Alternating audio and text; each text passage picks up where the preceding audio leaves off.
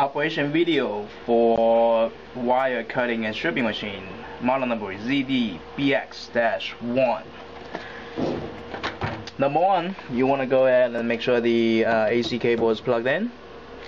Go ahead and hit the on switch and make sure the emergency stop button is depressed by twisting it. The machine comes on. Over here you have basically a self-explanatory control panel here. A basically shows you the leftover shield on the beginning of the wire. C, you have the exposed wire, which I just pressed C. As you notice that the parameters start flashing. And by the way, for A here, if you press A, the first parameter start flashing. These parameters are in millimeters. Right now is set at 8 millimeter for the leftover shield on the front of the cable. 03, which stands for 3 millimeter exposed wire. L, here is the total length of the cable. Right now is set at 100 millimeter. And just to show you how you change these parameters, if you look over here with the control panel, if you want to change that from 100 millimeter to something else, all you gotta do is press the number key. For example, let's say 1 through 50. So you go 0, 0. We'll change that 1 to 0, and then 5. If you look over here, the 0 is flashing, which we can change the parameter, but we don't need to. But before it was 0, 0, 1, 0, 0. Now it's gonna be now it's showing 0, 0, 0, 5, 0. And for you to go ahead and have that save, all you gotta do is hit enter. But for this demonstration, we're gonna go ahead and do the wires at 100 millimeters. So we're gonna go ahead and change that back to 100 millimeter and enter. D and B are basically the same as the A and C, which basically allow you to set the parameters for the leftover shield and exposed wire on the back of the cable, which right now is set at 0, 0, means that we're not going to have any exposed wire or leftover shield on the back of the cable, so it's going to be a clean cut. JD here basically allow you to set up the wire gauges size that you want to cut. We are using a 24 gauge cable for demonstration, so right now it's set at 19. If you're using a larger gauge cable or smaller gauge cable, you have to change that parameter to match the cable, but we're not going to mess with that. If you want further instruction on that or information on that, you could go ahead and refer to the manual. Next button we have here is sum. The sum button, as you notice, this part of the value is flashing, and just to quickly, the total button here is the total amount of cable you're gonna cut. So anyways, back to the sum. The sum is batch. For example, if you have a customer that want to purchase 100 pieces of cables pre-cut to the specified length that they want, but they want it in batches of 10.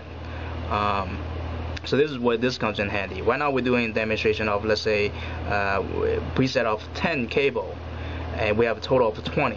So that means as soon as you hit the stop button, the machine is going to go ahead and cut 10 cables, and then we'll stop, pause, wait for you to go ahead and hit the stop button again. So hopefully that gives you an idea what this does. So for example, another example would be, let's say a customer wants 1,000 cables, but they want it in a zip tie batch of 100 cables. You could set up the sum to 100 and then the total to be 1,000. But anyways, for this demonstration, we're going to go ahead and do 10 batch. The machine is going to stop and wait for you to go ahead and hit the stop button again. We'll go ahead and finish up total of 20 cables that you will have. Alright, before we go ahead and start, I'm going to go ahead and show you how to feed the cables and what you have to do.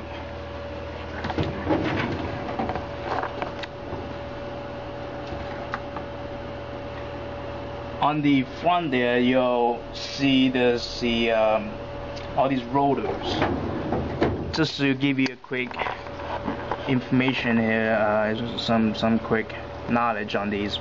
This first set of rotor is the feeder rotor, which pushes the wires through, and over here you have a set of receiver rotor, which basically pushes the wire out, the completed cutted wire. And before you can even do anything, you want to go ahead and loosen this screw here. This is a hex wrench. It's a hex screw. Loosen it up so that way you could go ahead and adjust the proper wire gauge that you're feeding in. As you notice, as soon as I loosen the screw, this rotor here is loose, drops down. This cable, like I said, this is a 24 gauge cable, but whatever size you're using, you have to adjust it to that size. So all you gotta do is, after you, well, we're gonna go ahead and do the feeding, okay? So you go ahead and feed the cable through these loops to about here. You can go ahead and just push it up, tighten it up, and then I'll show you afterwards. It's pretty simple to do.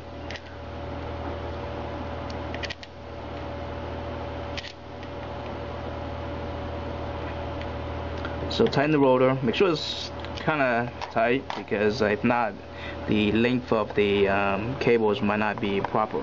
So you go ahead and just twist this small rotor to go ahead and feed the cable into the feeding tube here until it comes out on the other end, which is like that.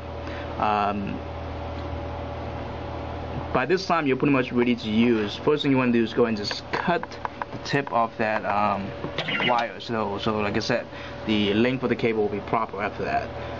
You adjust the receiver rotor the same way. There's a screw here you gotta loosen with the hex wrench, but for now, like I said, this is simple instructions, so this should get you up and running. And if you have any further questions on the operation of the machine, you can go ahead and refer to the manual.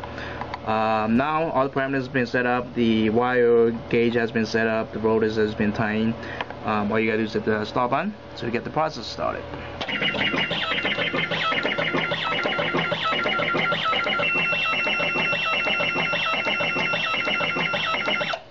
And like I mentioned, the machine will stop at 10 cables. And if you want to continue, you could go and just hit the stop button again, and we'll continue cutting the rest of the cable.